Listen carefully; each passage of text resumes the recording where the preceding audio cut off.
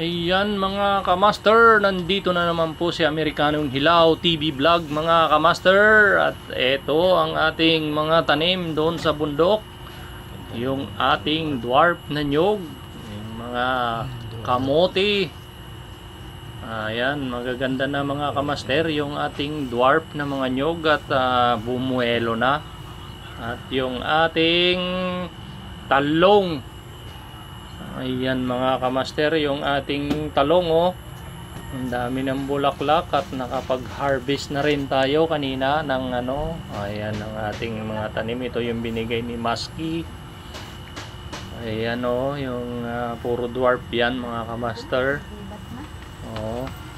Ayan yung kubo natin, tapos yung kambal na dwarf na nyog natin dito mga kamaster. Ayan napalibutan ito ng nyog mga kamaster.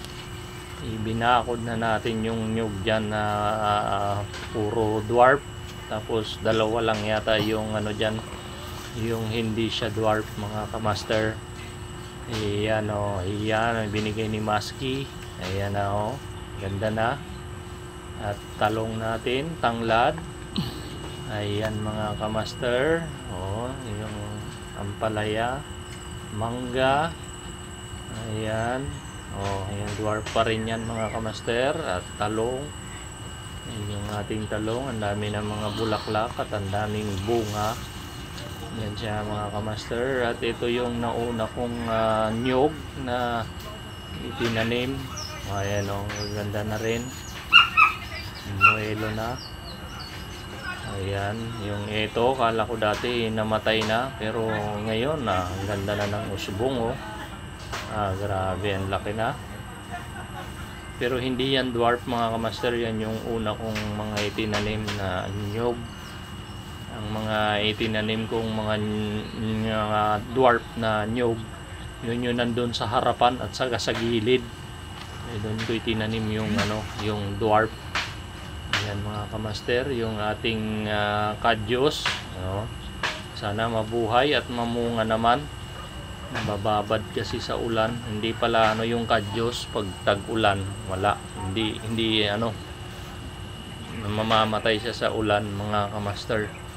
Ayan yung ating malunggay. Ayan yung ating taniman mga kamaster, yung tanglad natin. At yung mga puno, yan magandang bulaklak yan mga kamaster. Pag mamulaklak, ang lalaking mga bulaklak na kulay pula. Ayan yung taniman natin mga kamaster, mga tanglad, dami.